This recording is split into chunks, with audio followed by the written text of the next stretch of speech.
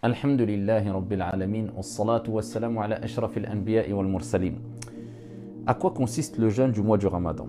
Alors beaucoup de personnes pensent que le mois du Ramadan, c'est le mois où on s'abstient de toute nourriture tout au long de la journée, de l'Fajr jusqu'au coucher du soleil, tout au long du mois. Et ça, c'est une compréhension erronée, complètement fausse, bien au contraire.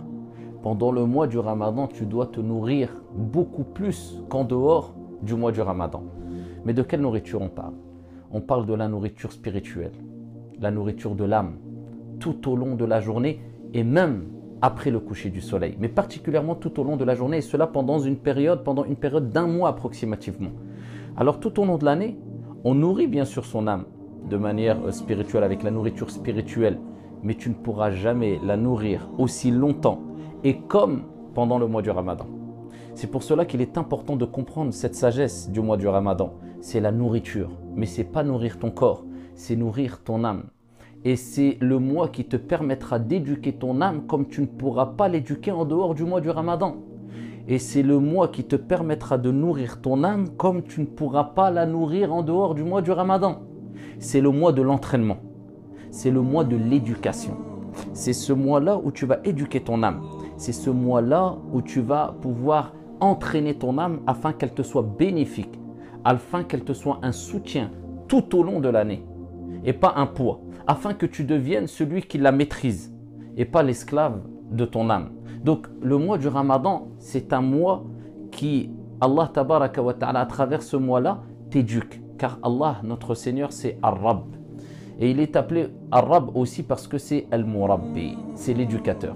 Et à travers le mois du Ramadan, Allah Jalla wa Ala nous apprend, nous éduque, nous enseigne plusieurs choses qui seront bénéfiques pour nous afin de purifier notre âme. Donc le mois du Ramadan, c'est un mois qui te permet de purifier facilement ton âme.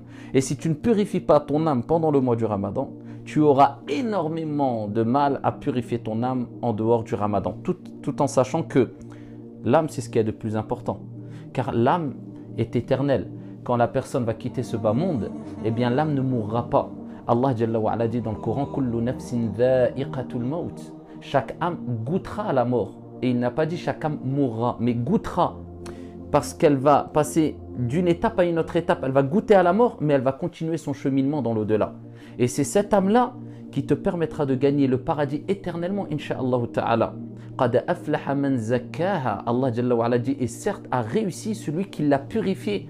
Et c'est cette âme-là qui quelquefois te pousse à désobéir à Dieu, à faire du mal aux gens, à faire du mal autour de toi, à délaisser les prières, etc. C'est cette âme instigatrice au mal.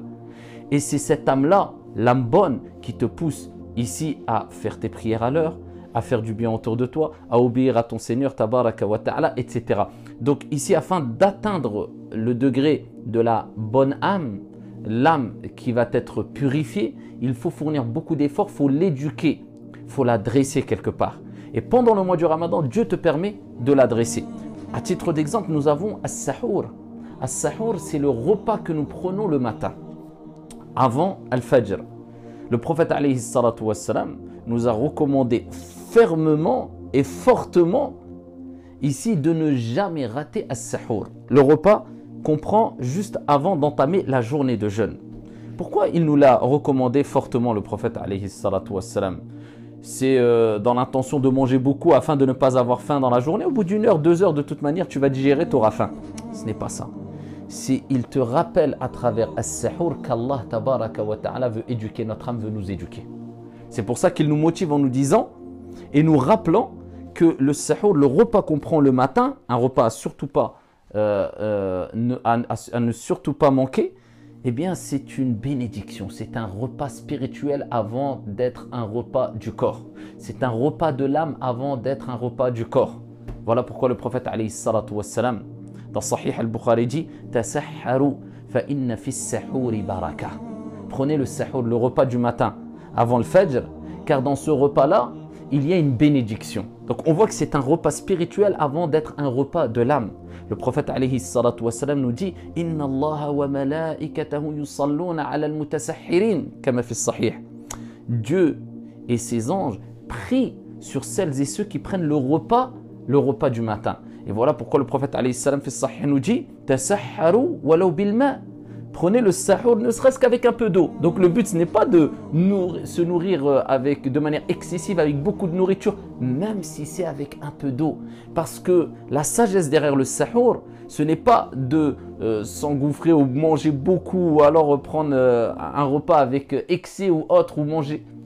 C'est simplement que tu apprennes et tu éduques ton âme surtout à te lever, pas pour le fajr, avant le fajr. Et prendre un peu de nourriture qui, dans cette nourriture, si minime soit-elle, il y aura al-baraka, la bénédiction qui renforcera ton âme et ton corps. Parce qu'il y a une bénédiction dedans. Si minime soit la portion de nourriture ou d'eau que tu vas prendre. Donc Dieu veut à travers le sahur qu'on apprenne à notre âme à se réveiller pour la prière du matin, bien plus que cela, avant la prière du matin. Pourquoi pendant un mois?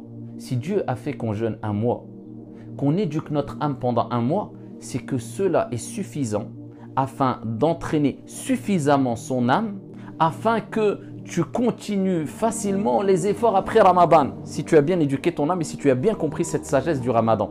Donc celui qui va se lever pour le sahur pendant un mois approximativement, normalement, logiquement, s'il a bien compris ce que je viens de dire précédemment, il a bien compris que c'est une éducation de l'âme, que c'est une nourriture spirituelle, que c'est pour éduquer son âme et qu'il doit fournir et continuer à fournir des efforts en dehors du Ramadan.